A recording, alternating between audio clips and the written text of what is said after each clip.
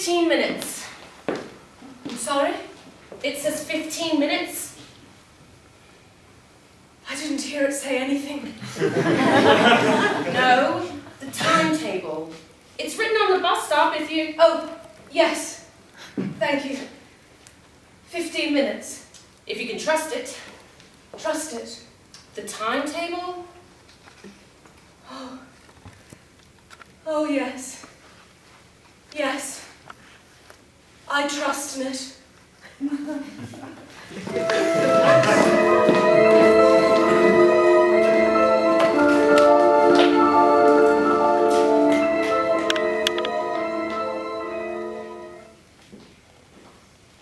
Tonight's the night. What? Tonight's the night. You're not serious. Your poetry deserves an audience. I didn't think you were serious. Are we really going to do this? This is the moment. Why is Roger swaying? We agreed. Your poetry deserves the ears of the nation. What's happening to him? He might be taken unwell. He's about to do the shipping forecast. We might have to step in. It's an opportunity. He might have drunk something. He's a teetotaler. What have you done? There might have been something in his coffee. May I ask you a question? Yes? Where do you want to be in 30 years' time? Here. Here. The BBC.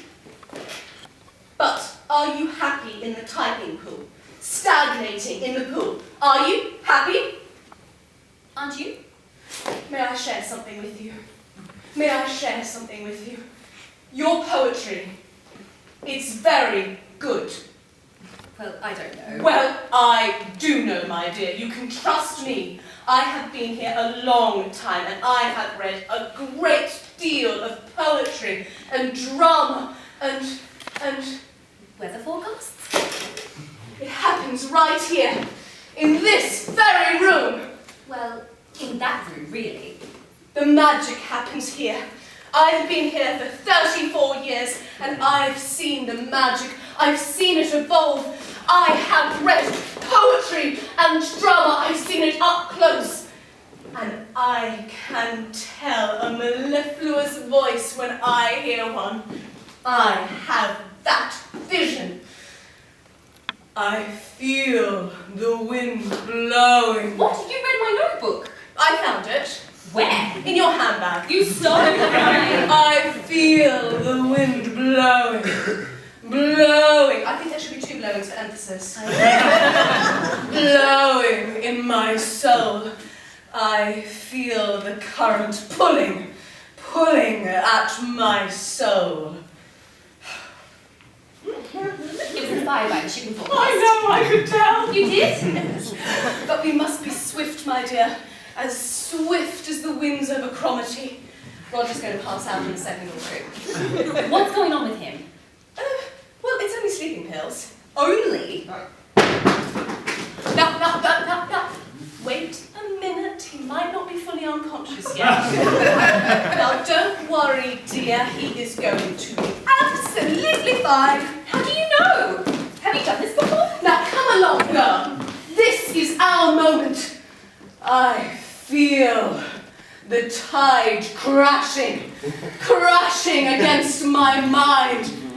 Now, look sharp, help me push him out of the way so he's out of the way of the microphone and there's room for us. What's going on? Well, I may have slipped a sleeping pill or two into his coffee earlier.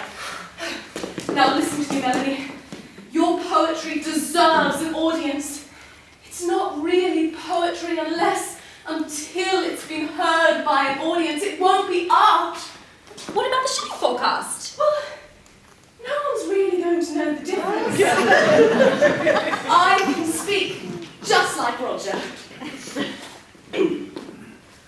I feel the wind blowing. More deep. Blowing in my soul. Even deeper. I feel the current pulling at my soul. I feel the waves dragging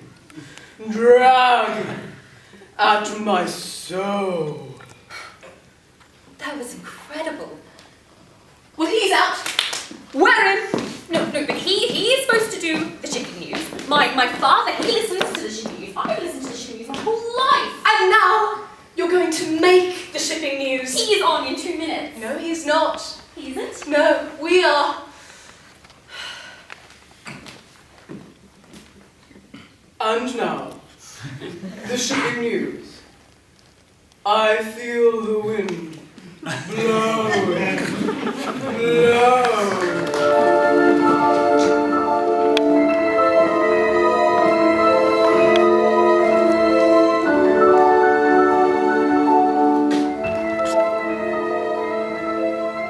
You work down there?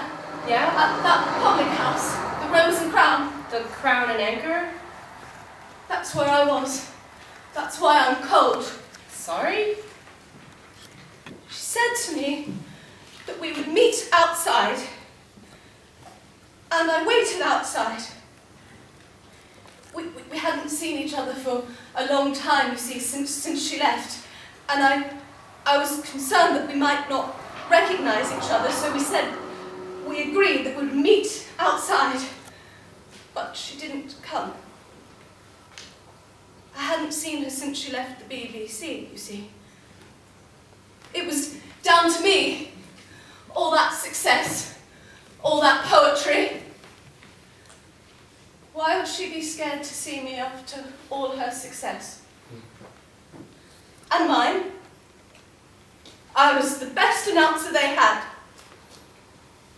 I might not have been there for very long, but nobody had a voice like mine. I was the voice of 1956. I waited, but she didn't come. There were just youths and that ambulance outside the public house. Yes? Well, I think it's a crying shame. You would think that after all these years she'd be ready to say thank you. Oh, yes? What for? Oh, for keeping the secret. For sharing the secret of her poetry. I gave her her big break. I put her on the air. Bless her, she always did look up to me. Lovely. Always early. Always a telephone call and a message on my pager if she was going to be late. And even then she'd be early.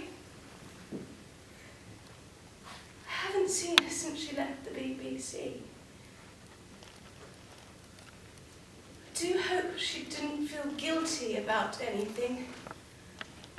I mean, what happened to Roger could have happened to anybody. I've been there for 34 years, and then I read her poetry. I shared her work with the world. That's nice. I'm gonna try and find a phone box and ring a taxi. If you want, we could... She wouldn't have been a poet if it weren't for me. Huh? A poet? Have you seen her? It is with great and profound sadness that I take up the Director General's personal request of paying tribute to a dear, dear colleague whose voice touched our lives for so long, like a long breeze over a small island. In the years I worked with Roger, before he was cruelly taken from us by a surprising allergy to coffee, I knew not of his like anywhere in these isles. We shall not see his like again, and it is an honour to take up his baton and conduct the shipping of these islands, hoping my voice will be some small comfort to those of us who shared his airways for so long. We shall not type his like again. See, his type. We shall not type again. What's the problem? Bus stop wouldn't be such a bad idea, wouldn't you? I practically went to the next tube station before I could find one. All the tubes are shut, of course. That ambulance. She's dead, isn't she?